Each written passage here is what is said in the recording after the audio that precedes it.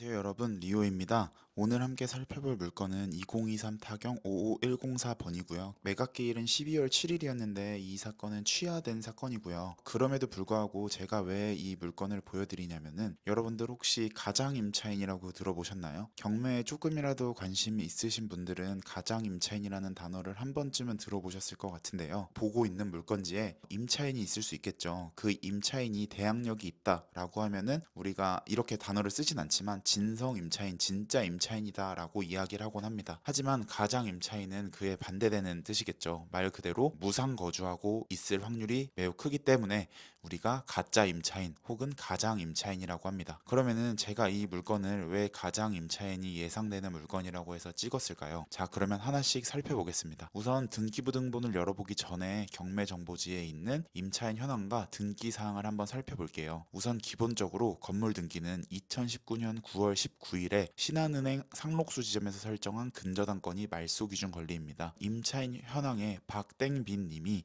2018년 12월 19일에 전입해서 들어와 살고 계시고요. 그리고 확정일자는 미상이고 배당 요구는 하지 않았습니다. 박세빈 님은 채무자 겸 소유자의 자녀임이라고 나와 있죠. 여러분들이 어디서 보셨을 때 여기에 있는 임차인이 만약에 가족이거나 특히 그 중에서도 부모 혹은 자녀라고 한다고 하면은 가장 임차인은 의심해 봐야 된다라는 이야기를 한 번쯤은 들어보셨을 수도 있을 것 같아요. 만약에 제가 A라는 아파트를 샀어요. 그 A라는 아파트를 매수하면서 B라는 은행에서 대출을 실행을 합니다. 저는 이렇게 기본적으로 처음에 매매를 할 때는 약 80% 정도 은행에서 대출을 받고 나머지는 이제 내 돈으로 해서 처리를 하죠. 은행 입장에서 만약에 기존에 있는 아파트에 전세입자가 들어와 있어요. 그 말이 무슨 말이냐면은 전세입자, 전세보증금이 먼저 선순위에 잡혀 있다라는 거죠. 그리고 그 다음에 그러면 은행이 대출을 해줄까요? 절대 해주지 않습니다. 이렇게 된다고 하면은 임차인의 전세금이 1순위가 되는 거고, 그 다음에 이제 은행의 근저당권이 2순위가 되는 거예요.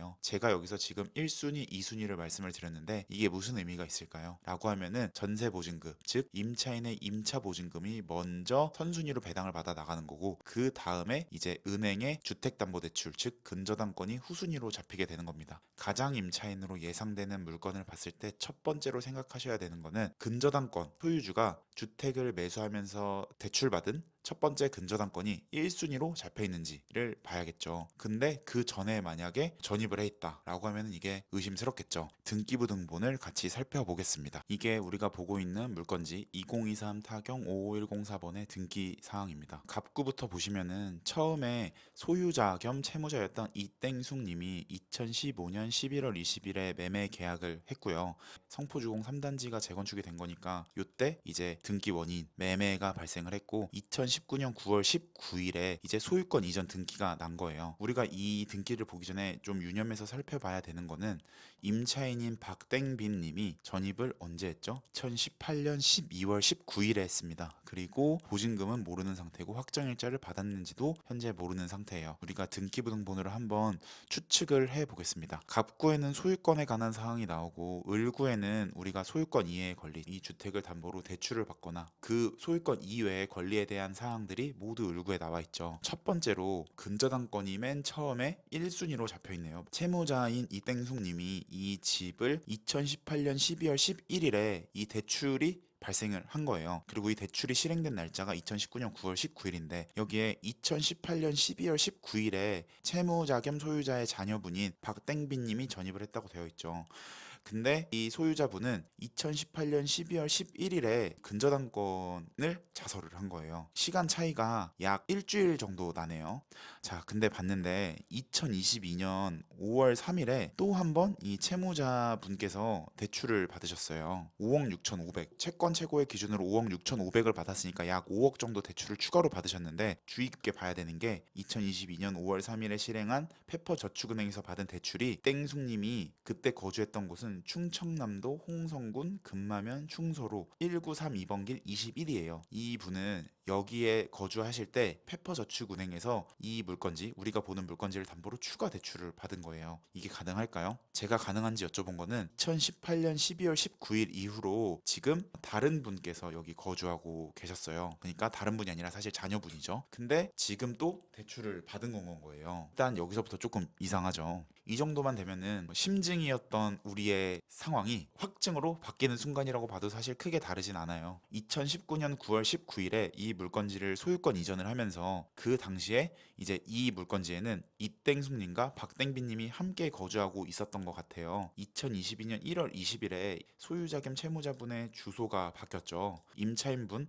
즉 자녀로 추정되는 박땡빈님은 2022년 1월 20일부터 혼자 살고 있었겠죠. 지금 전세입자가 들어있으면은 이렇게 대출을 계속 받을 수가 없었어요. 근데 이 박세빈님이 전세 보증금을 내지 않고 거주하는 무상 임차인이 아닐까 하는 생각이 듭니다. 우리는 이 심증을 확증으로 바꿔가야겠죠. 그럼 여기서 한 가지 더 확인을 해 보겠습니다. 다음으로는 또 다른 증거를 찾아보기 위해서 우리 호객노노에서 실거래가를 한번 확인해 볼게요. 등기를 열어보시면은 이땡숙님이 성포동 안산 파크 푸르지오 107동 1501호를 거래가액 4억 8,210만 원에 매매 계약을 했죠. 근데 이 등기상으로 봤을 때는 분양권을 거래를 하신 것 같은데 실제로 이 금액에 거래된 게 18년 10월 19일에 15층 분양권 거래로 되어 있죠. 아마 이걸로 보여지고 그래서 18년 10월 9일에 분양권 거래를 하고 입주하는 날짜에 맞춰서 잔금 대출을 실행을 해서 2019년 9월 19일에 소유권 이전을 한 걸로 보여져요. 이 분은 적법하게 분양권 거래를 통해서 거주를 하셨던 분이고요. 임차인 현황에 임차인이 있었다면은 당연히 보증금이 있었을 거예요. 그러면은 전입신고한 날짜인 2018년 12월 19일을 한번 찾아볼게요. 전월세 거래에서 2018년 12월 19일 우리가 보는 물건지가 여기 34평짜리고 있나요? 없죠. 107동 15층에 해당되는 전월세 거래가 나타나지 않아요. 여기서만 보더라도 일단은 여기 들어가 있는 임차인 박땡빈 님이 진성 임차인이 아니라 가장 임차인으로 보여지고 가장 임차인으로 등록을 해둔 이유는 모르겠어요. 여러 가지 이유가 있겠지만 추후에 경매가 나왔을 때 보증금에 대해서 배당 요구도 할 수 있기 때문이겠죠. 참고로 월세 같은 경우에는 최우선 변제금 서울 기준으로 5,500만 원까지는 되기 때문에 선순위에 대출이 있다고 하더라도 충분히 보증금을 받고 들어올 수가 있지만 전세는 쉽지 않거든요. 그래서 이 당시에는 이 정도 시세였구나 정도만 알아봐도 어떻게 거래가 됐을지는 알 수가 있겠죠. 이렇게 우리 가장 임차인 사례를 알아봤어요. 자, 어떤가요? 정말 간단하죠. 이 가장 임차인을 확인하는 가장 간단한 방법은 첫 번째로 대출의 순서예요. 은행 입장에서 생각을 해보는 거죠. 은행 입장에서 내가 이 집을 담보로 어떤 고객한테 대출을 내주는데 등기에 내가 1순위로 들어가기도 전에 전세입자의 임차보증금이 들어가 있다라고 하면은 당연히 은행 입장에서는 리스키하겠죠. 그렇기 때문에 내주지 않습니다. 반면 이제 가족이 거주한다고 할 경우에 이제 대출을 내줄 수가 있어요. 무상 임대차 계약서라는 거를 은행에서 대출 담당자 그걸 받죠. 그러면은 은행에서는 이 무상 임대차 계약서를 받아두고 이 무상 임대차 계약서는 이 분의 관계가 뭐 가족이거나 아니면은 친척이거나 이럴 수도 있겠죠. 그래서 그거를 확인하고 대출을 내줬다는 뜻이에요. 가장임차인이라면은 내가 이 가장임차인이라는 증거를 찾아내야지 임차 보증금을 인수하지 않겠죠. 가장임차인을 깨는 방법 중에 가장 대표적인 게 등기부등본상에 나와 있는 뭐 예를 들어서 요거라고 쳐보죠. 이 신한은행 상록수 지점에 있는 여신 담당자한테 전화를 걸어서 혹시 이 물건지가 경매로 나왔는데 이거 무상 임대차 계약서를 쓰고 근저당권을 실행을 한 걸까요? 라고 은행 담당자한테 물어봐도 돼요. 제 경우에는 은행에다가 사실 물어봤어요. 이거 그러면은 가장임차인인 것 같고 무상 임대차 계약서가 있겠구나 라고 해서 물어봤죠. 그러나 대부분의 은행에서는 개인정보보호법 때문에 알려드리기가 어렵습니다 라고 하더라고요. 그래서 이렇게 할 때는 또 여러 가지 방법이 있죠. 우리가 경매로 나왔는데 이렇게 가장임차인 같은 특수한 케이스여야지 경쟁률이 내려가고 그만큼 우리는 더 수익 낼 확률이 높아지겠죠. 실제로 임장을 가서 점유자 즉 임차인을 만나보는 것도 방법 중에 하나예요. 임차인을 만나서 설득하는 방법도 있어요. 가장임차인으로 들어가 있어서 지금 무상으로 거주를 하셨고 근데 이렇게 가장임차인으로서 지금 행동을 하고 있다 라고 하면은 이거는 엄연히 불법적인 부분이 있고 추후에 소송으로 이어질 수 있다 라고 정확하게 팩트를 이야기해보는 것도 방법입니다. 만약에 그렇지 않다라고 하면은 우리는 이제 등기부도 확인해보고 실제로 임장도 가보면서 가장임차인이라는 확신이 있겠죠. 이제 낙찰 이후 단계로 넘어가는 거예요. 그냥 편하게 넘어가서 인도명령 신청하고 강제집행하고 추후에 명도 소송도 진행을 하는 거죠. 그리고 이렇게 협상을 할 때 추후에 명도 소송으로 넘어간다라고 하면은 이 명도 소송에 대한